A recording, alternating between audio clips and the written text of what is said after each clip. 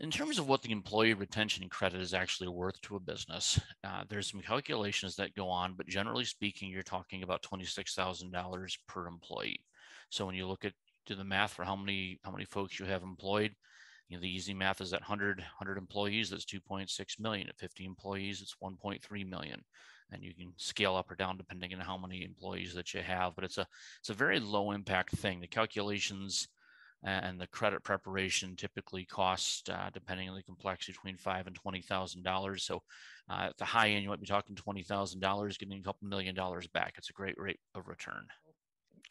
So when you think about eligibility criteria for the employee retention credit, the first thing you have to hang your hat on is you have U.S. payroll. Do you actually pay payroll taxes in the United States?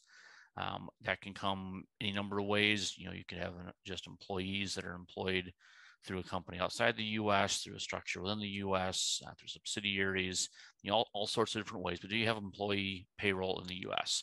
If you do, you meet that first criteria. The second criteria you got to worry about then is, are you actually eligible? There's two ways you're eligible. One, you've had a reduction in business measured primarily through revenues during 2020 and 2021. And if that's the case, you're good. If not, then you can go to the secondary eligibility criteria, which is based upon whether or not you were impacted by some sort of a COVID-related government order, a shutdown or restriction. Really covers most everybody. Almost everybody was impacted in some way, shape, or form by governmental regulations as we tried to restrict the spread of COVID during 2020 and 2021. So one of the big reasons that the employee retention credit is underutilized is that when the first round of rescue schemes came out in the US, there was the payroll protection program, the PPP, and the employee retention credit, and you had to pick one. You couldn't take them both. For most folks, they did the analysis, and the PPP was a much better program.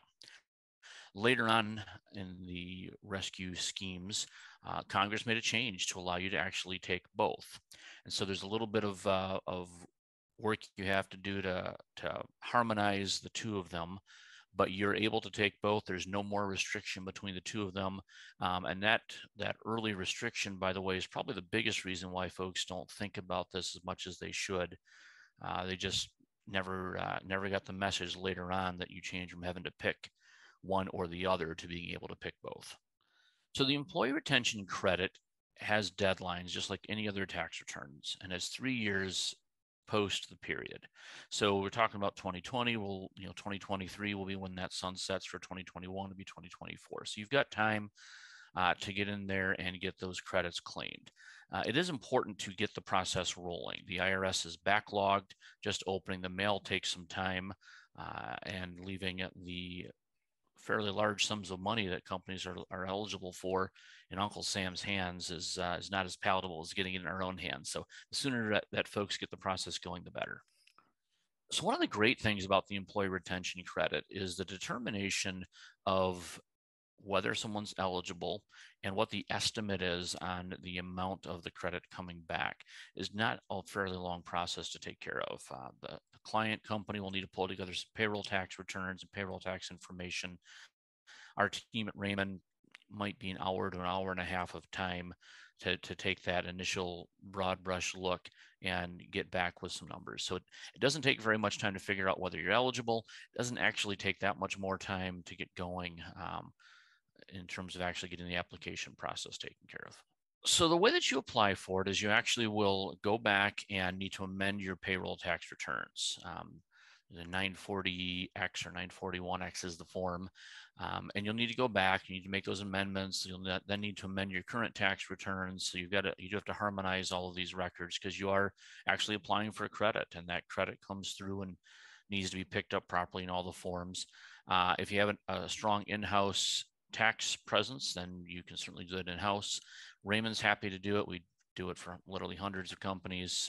It's fairly turnkey for us, so we know the rules and regulations, happy to make it easy for you.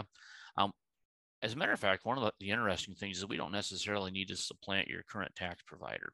We can simply come in as one-off, take care of this project, and be done. And the current tax provider is not threatened. They're able to continue on. We work together to make sure the existing tax returns are amended properly, and you get your employee retention credit, and everyone continues as was.